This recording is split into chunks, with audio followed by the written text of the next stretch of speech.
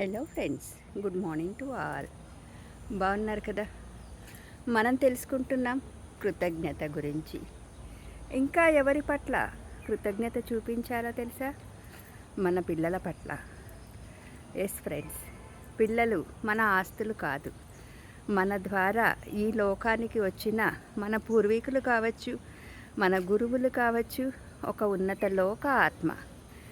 మనం ఇన్వైట్ చేస్తే వచ్చిన వారు పిల్లలు. మరి వారు రాకముందు మనము ఏదైనా అనుకోవచ్చు ఫ్రెండ్స్.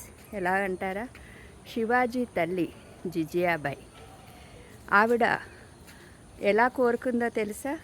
ఈ యొక్క మొఘల్ సామ్రాజ్యాన్ని విస్తరించగలిగే ధీరుడు, శూరుడు, వీరుడు, ఆ శక్తి నా ద్వారా ఈ భూమి మీదకి రావాలి అని, సాంప్రదాయాలని, సంస్కృతులని పరిరక్షించే ఒక వ్యక్తి నా ద్వారా భూమి మీదకి రావాలి అని తను కోరుకుంది.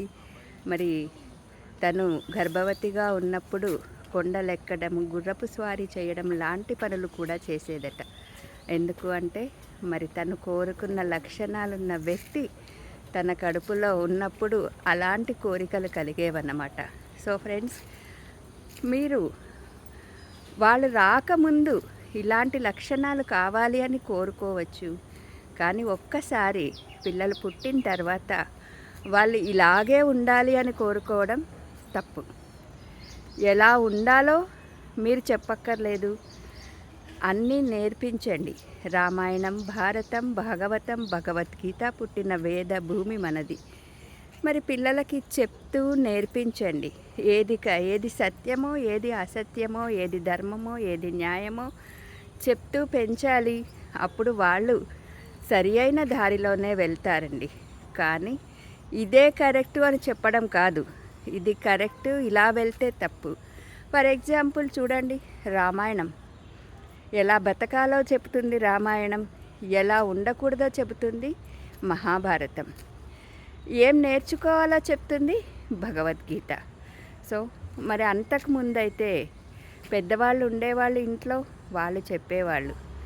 ఇంకా చూడండి, ఒక 50 years బ్యాక్ పిల్లలు స్కూల్కి వెళ్ళాలి అంటే వాళ్ళు వేరే ఊరైనా కూడా వాళ్ళు కష్టపడి నడిచైనా వెళ్ళేవాళ్ళు, సైకిల్ అయినా వెళ్ళేవాళ్ళు, ఎలాగైనా వెళ్ళేవాళ్ళు.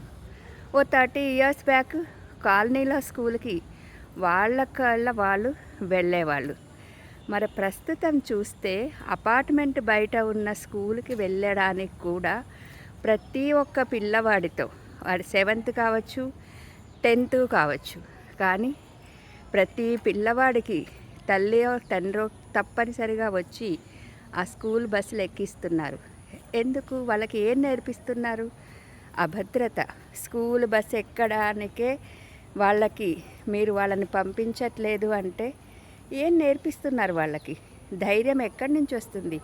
సమస్యలను ఎదుర్కొనే సాహసం ఎక్కడి నుంచి వస్తుంది? ప్రతి చిన్న సమస్యకి ఇప్పుడు ఎందుకు తల్లడిల్లిపోతున్నారు అంటే ఇప్పటి తల్లిదండ్రుల పెంపకమే కారణము అని చెప్పొచ్చు ఫ్రెండ్స్. మరి అప్పుడు అంత ధైర్యంగా ఎలా ఉన్నాము, ఇప్పుడు ఎందుకు ఉండట్లేదు అంటే అక్కడ మనం ఏం నేర్పిస్తున్నాము ఆలోచించండి. పిల్లలకి కృతజ్ఞత చూపించడము అంటే మీకు తెలిసిన అనుభవ జ్ఞానాన్ని బోధించడమే అసలైన కృతజ్ఞత. వారి నుంచి ఏమీ ఆశించకపోవడమే కృతజ్ఞత. సో పిల్లలు మన ద్వారా వచ్చారు, కానీ మన ఆస్తులు కాదు. ఒక పక్షిని చూసి నేర్చుకుందాం. పక్షి రెక్కలు వచ్చేంత వరకు పిల్లలకి చక్కగా తినిపిస్తుంది. రెక్కలు వచ్చిన తర్వాత గూట్లో నుంచి అదే బయటికి తోసేస్తుంది. మరి అమెరికన్ సంస్కృతులు, అమెరికా యొక్క వెస్టర్న్ అన్నీ నేర్చుకుంటున్నారు. మరి వాళ్ళు సర్టెన్ ఏజ్ నుంచి పిల్లలని వాళ్ళకల్లా వాళ్ళు సంపాదించుకునేటట్టుగా ప్రోత్సహిస్తారు. మరి మనం ఎందుకు మన తరానికి, ముందు తరాలకి, ఆ ముందు తరాలకి సరిపడే ఆస్తులను కూడబెడుతున్నారు? వాళ్ళని ఎలా తయారు చేస్తున్నాము ఆలోచించండి ఫ్రెండ్స్.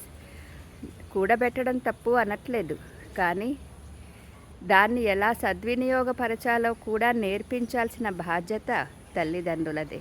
మీరు ఏది చెప్తే అది వాళ్ళు చెయ్యరు, మీరు ఏది చేస్తే అది చేస్తారు. సో తల్లిదండ్రులుగా పిల్లలు మీరు ఎలా ఉండాలి అని కోరుకుంటున్నారో సింపుల్గా మీరు అలా మారిపోయినప్పుడే మీ పిల్లలు మీ మార్గంలో నడుస్తారు. అదే మీరు చూపించే కృతజ్ఞత. ఇందాక చెప్పాను కదా, శివాజీ కథలో ఆవిడ పేరు జిజీబాయి, కానీ ఆవిడకి ఎలా గుర్తింపు వచ్చిందో తెలుసా? జిజియాబాయి అంటే రాణులకి తల్లి అని. అర్థమైంది కదా? అలా పెంచాలి పిల్లలని. సత్యం, ధర్మం, న్యాయం బోధిస్తూ పెంచండి. ధైర్యంగా ఉండడాన్ని బోధిస్తూ పెంచండి. Okay, thank you.